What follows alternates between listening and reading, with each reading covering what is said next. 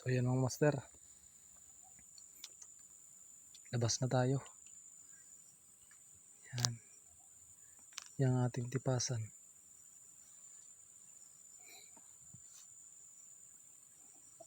Service natin, no? Ang puti kasi mga master, umulan kasi kanina ng malakas, kaninang umaga.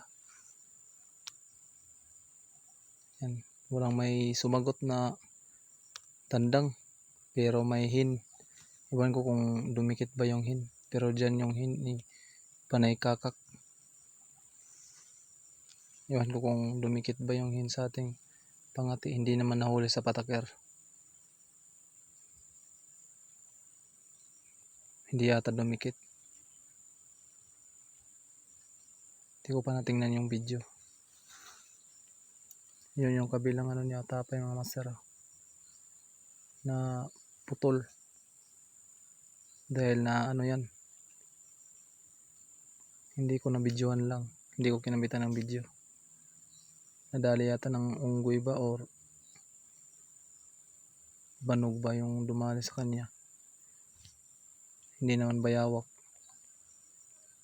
Kasi dinali ko naman sa pag tingin.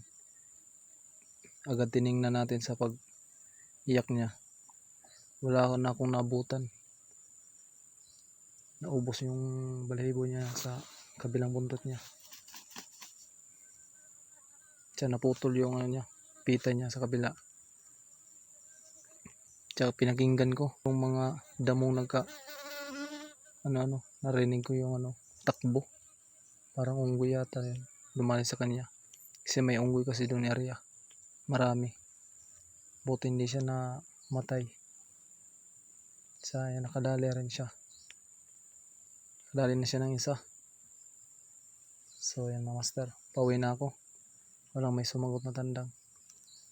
Yan yung ating tipasan. Hindi mo na si Magong. Sa sunod na si Magong. So yan.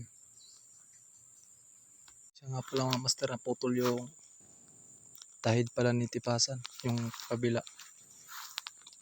Yung kinabitan natin ng tali. Yan o. Naputol yan.